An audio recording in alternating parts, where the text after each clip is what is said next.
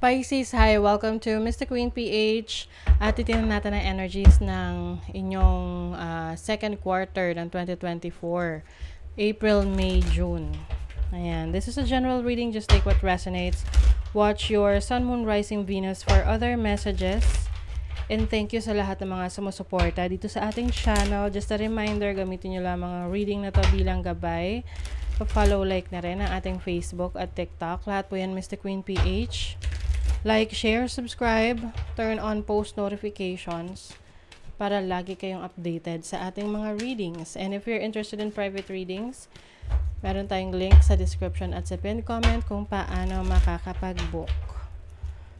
Okay, Pisces, let's see.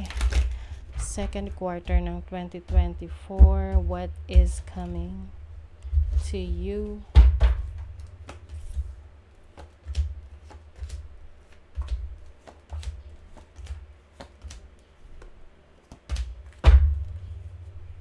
Okay, Two of Pentacles. Going to be very busy working. Yung iba sa inyo may mga multiple streams of income.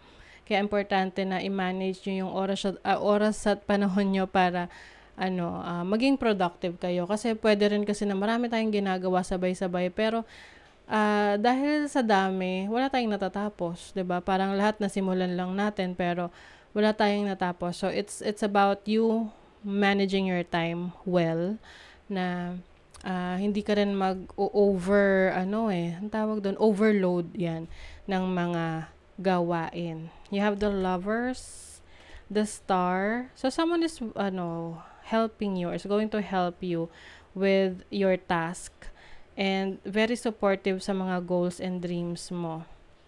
You have the Tower and the Emperor. So, I think yung iba sa inyo, aalis kayo sa isang situation na parang feeling ninyo ay kinokontrol kayo. So, this can mean sa relationship, connection with someone, pwedeng romantic, pwedeng sa family, friends, pwede rin sa trabaho. Kasi parang yung iba sa inyo, nagtitiis kayo dyan. Dahil maaring mahal nyo, o kaya meron kayong benefits na nakukuha, kaya you are still,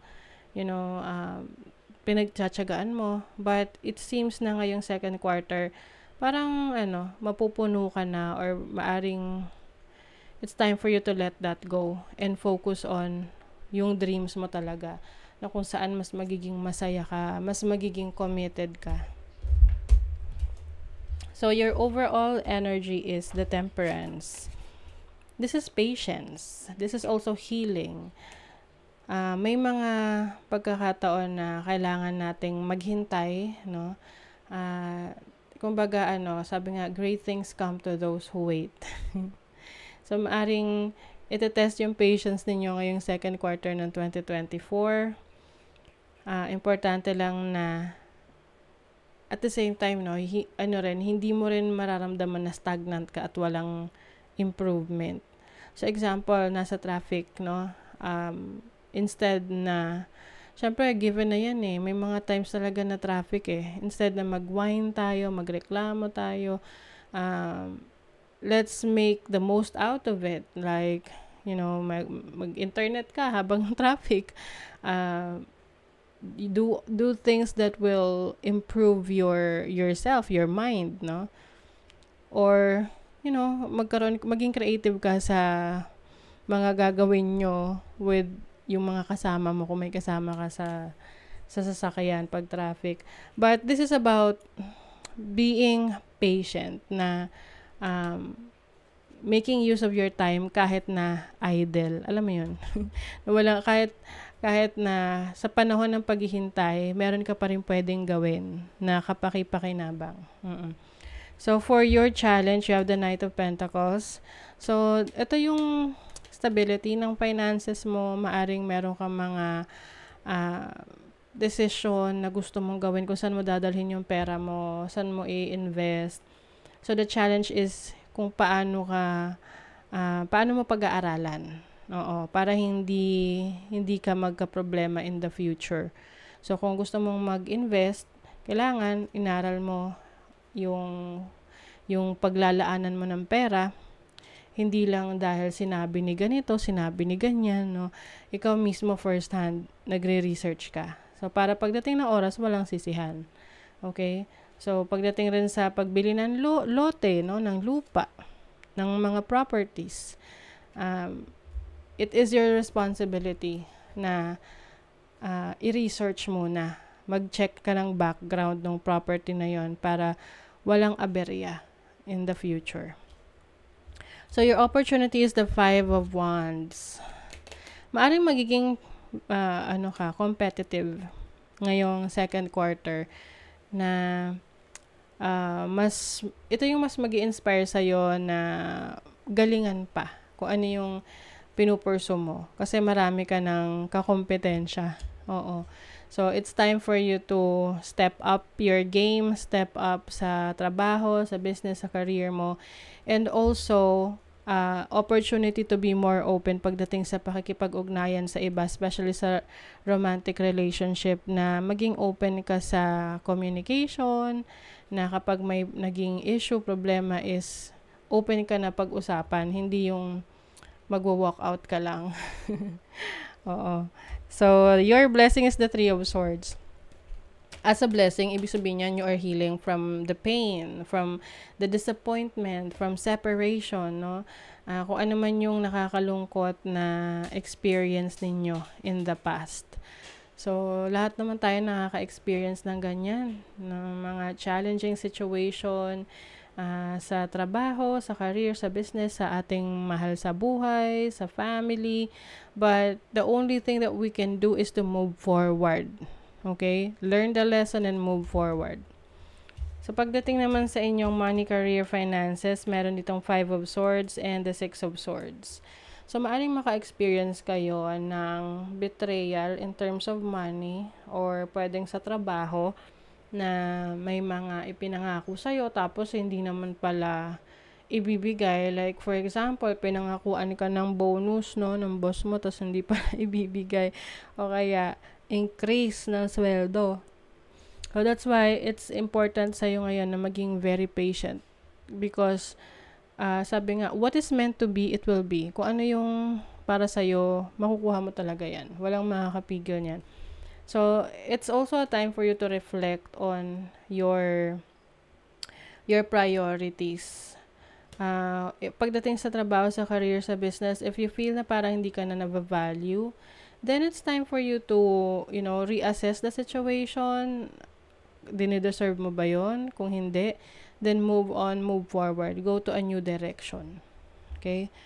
So, pagdating naman sa love life, you have the Hierophant and the 10 of Cups. Some of you ay magpapakasal. Some of you magsasama-sama kayo ngayon ng inyong family together. Pwedeng merong major event sa family, may ikakasal, nakapamilya mo, kamag-anak. So, may reunion with family. Some of you naman, you're going to be more committed with your relationship, with your family, with your kids. Mas magiging seryoso ka sa relationship na if you are in a relationship. But if you are single, I think hinihintay mo yung tao na magiging seryoso pagdating sa relationship. Kasi kung wala, kung hindi ganon, then wag na lang. Oo, never mind, parang ganon. So, kumbaga mas yung iba sa inyo, mas tinataasan nyo ang inyong standards pagdating sa relationship. Gusto nyo ng commitment, gusto nyo ng tao na God-fearing, no? Merong paninindigan sa buhay. Let's see, what else? Pisces. May heartbreak. Oh, kakalungkot. And then, unconditional love, romance. Okay. So, some of you, maaring may challenging situation sa relationships. But, as a blessing, kasi itong 3 of Swords is about healing and overcoming yung naging problema. So, it doesn't mean na may, maghihiwalay na talaga. Pwedeng may mag-aaway, no? Pwedeng magkakasakitan in any way or form. But kung talagang mahal niyo yung isa't isa, you will stick together Pero kung hindi talaga, then you have to let it go. Okay? Kesa naman, ma-stress ka for the rest of your life dahil nagtitiis ka sa ganong klaseng tao. Yung iba naman sa inyo, I see this as a challenge lang sa relationship. Pwede lang merong ditong disappointment sa romantic partner. Embrace your emotions. Allow your feelings to surface and be accepted. Yes, so being aware of your emotions. Kapag malungkot ka, i-acknowledge mo, malungkot ka. Oo, wag mo namang hayaan na maging malungkot ka for a long time kasi marami namang paraan para maging masaya, 'di ba? So act as if your partner is here. So if you are single, always, always be ready for a romantic partner kasi you'll never know na makikilala mo pala yan, no? Uh, Anytime soon, ngayong second quarter of 2024. You heal by releasing, not suppressing. 'Di ba? So, I feel like this is a blessing for you to release your past, release the pain from the past, at wag mong hayaan na, napupuno ka ng sama ng loob na hindi mo na ilalabas. Oo. What emotions do you need to feel? Ayan. So, that is your reading, Pisces. Thank you so much. Bye.